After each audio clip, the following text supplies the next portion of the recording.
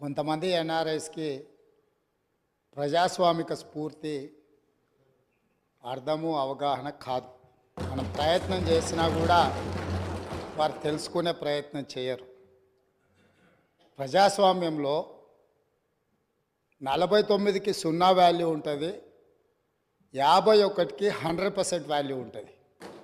ఎందుకంటే 51% ఓట్లు, 51% నెంబర్ ఉన్న వాళ్ళు ప్రభుత్వాన్ని ఏర్పాటు చేస్తారు. 49% ఉన్నవాళ్ళు ప్రతిపక్షంగా కూర్చొని ప్రభుత్వం తీసుకునే పరిపాలనలో నిర్ణయాలను, శాసనాలను సహేతుకంగా విశ్లేషించి సలహాలు సూచనలు ఇస్తారు.